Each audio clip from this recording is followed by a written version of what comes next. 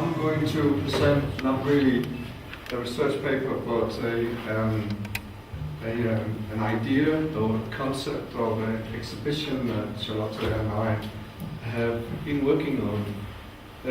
It's the Museum of Vejle, or Vejle Museum, that is sort of the initiative that have taken the initiative for it, and I'm going to present it here. And I'm very happy to have been invited by you, Dr. Jagodziński, because we really need to get updated on the Baltic situation. So that's why I'm presenting it here. But it is a concept for an exhibition, and in that sense it's quite a generalized idea or an umbrella which needs to be filled out with more details and go along the way. And we are in the process of finding collaborators and partners for this project. So this is just to remind you where Vejle is. This is here. And that's where, and in some ways it's kind of like a cork in the bottle of, if you can compare this. So in some sense it makes sense to start here with an exhibition, traveling exhibition, and then move it either this way or the other way. So that's that was sort of the idea. And of course Charlotta has been also for her master's thesis been working with Viking influence in Finland, so she was the right person to start up this project. Yeah, I'm just going to say I have not worked a lot with the Baltic before. I've been working more in Norway, Denmark, and in that sense, it's for me it's also new territory. But now I'm in Vejle, and I want to make connections with colleagues in the Baltic. And this travel exhibition could be a way to make a great project, exhibition project, primary, but probably secondary. It could develop into some research collaboration as well. But I'll come back to that afterwards. But the history about this project or this idea is that Charlotta and her colleagues went to Russia at some stage and had funding for going through some seminars there. She can probably tell you more about that after. And then she applied for a scholarship, short-term scholarship, for making an exhibition project, which she actually got. And that's what we are now. She has finished that now. And now we're trying to promote this idea. So we need some feedback on how we should get along. But as I told you, we are presenting the concept, and it needs to be developed further. But the idea is that we will make a travel exhibition, and it should be at 3 or more museums. It should have a main place where it's exhibited at the site, for example, where this site of authenticity, like Jelling, and then in another museum. So it has a satellite exhibition and a main exhibition. It should be presented in the local language and in English. Yeah, so that's the main idea. The aim of the project, of course, is to investigate how Scandinavian cultural encounters appeared with Slavic societies and other societies in the Baltic, and how it developed into early kingdoms. This is just an example of Permian rings found in Denmark, very close to where Vejle is. So there has been some two-way communications. And storyline will be the routes of communication. We follow the Vikings all the way to the Russian river systems, and we will have several themes. Well, cultural encounters would be one of them. Governance will be another one. I think the themes are coming here. So these are the main pillars of the exhibition: trade, alliances, communication, and state formation. And we might add or take out a few or fill out details. But I think that could be some good themes to work with. Yeah.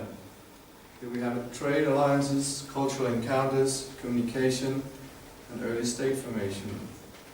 These are some finds from Russia. And we hope to involve the Russian partners, and we have already had initial meetings with them in Copenhagen.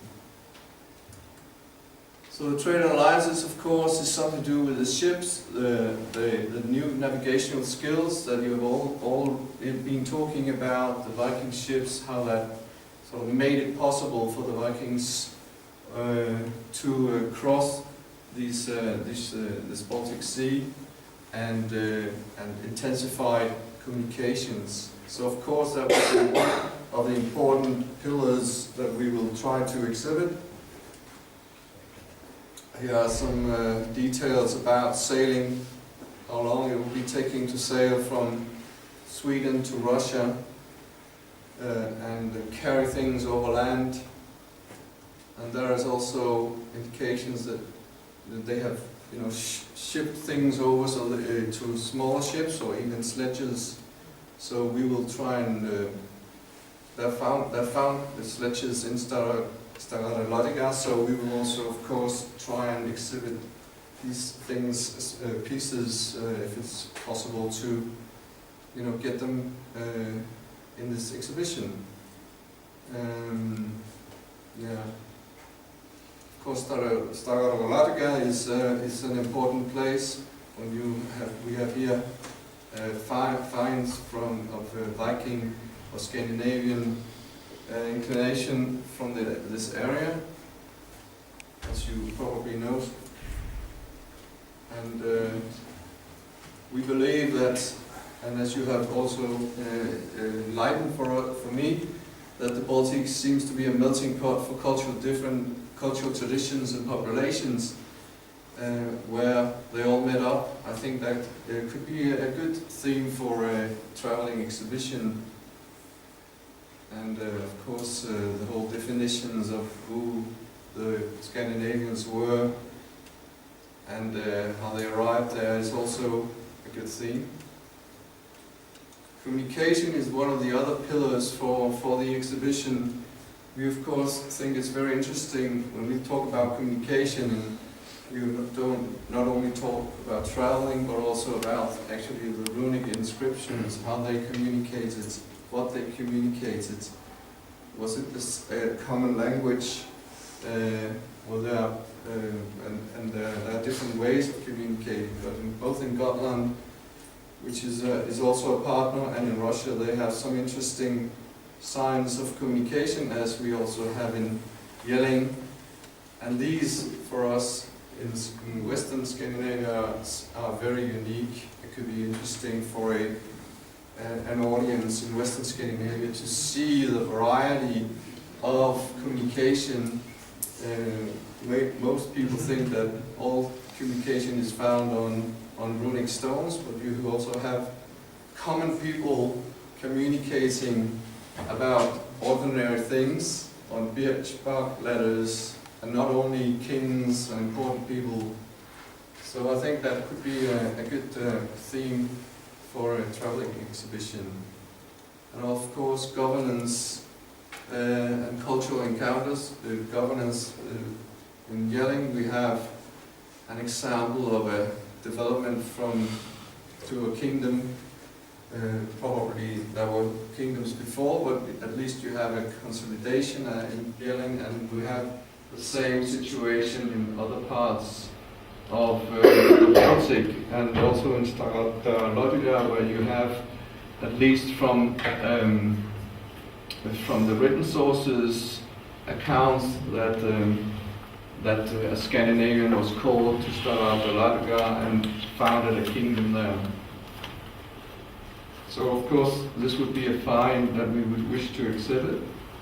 And there's some more details about Rurik, when it was in 1862. And we also think we could play out the theme about early state formation, Jelling being our sort of birth certificate, and Novgorod and Rurik Gorodisha seen as the birth certificate of the Russian state. Yeah, here are some pictures from Rurik Gorodisha. I won't go into details of that. And here are another theme that we could play out, authentic landscapes, that we have this Jelling. You could have a satellite exhibition here and then one in a major museum. I think that could be a good way. So here's it marked out in a model. So the museum hosting the exhibition and a satellite exhibition. In the case of our museum, at least, we have. We would be very great and very happy to have all these original artifacts that we could exhibit, and then have a satellite exhibition at the Jelling Center, because they have a very elaborate digital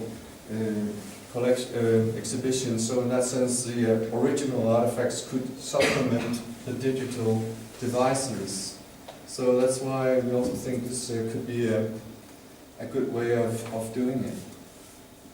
We also have an idea that we want, and that will be the research part of it in the first place, how different approaches to didactics, how will the same exhibition be received in different places. And we have a collaboration with the National Centre for History and Cultural Heritage. That's a Danish initiative, which is about making research on how the history is taught and how it's being received. And we believe that, monitoring how the same exhibition is being received in different nationalities and different political climates can be an interesting way of seeing how you can better teach archaeology and history to people. So we hope that this bit will be sort of the research bit of it. So why an exhibition? It's a less well-known research area, and for many Scandinavians, especially the public, it's not very well known at all. Even though sort of Eastern Europe opened up 25 years ago, it still seems for many people that this area is not so well known for the public, at least. And we also want to engage the local tourist agencies so they can they can create a platform for the exhibition, and maybe they can get a benefit from having more tourists coming in. And then also to create a historical awareness across borders. We think that this is the time now for developing that further. I mean, it's been happening all the time, but we want to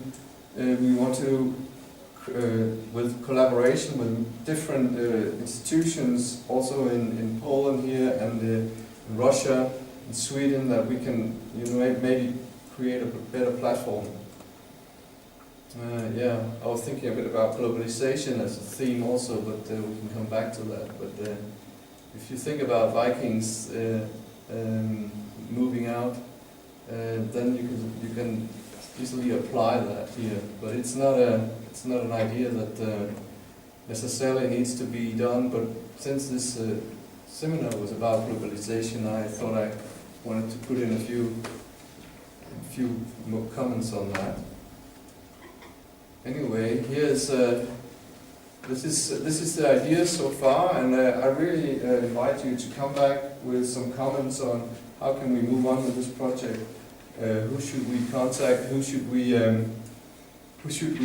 talk to? Besides the persons that we already have involved, we are sort of building up a advisory board, so we can get the best advice from from the persons who know most about it. So that was what I wanted to say.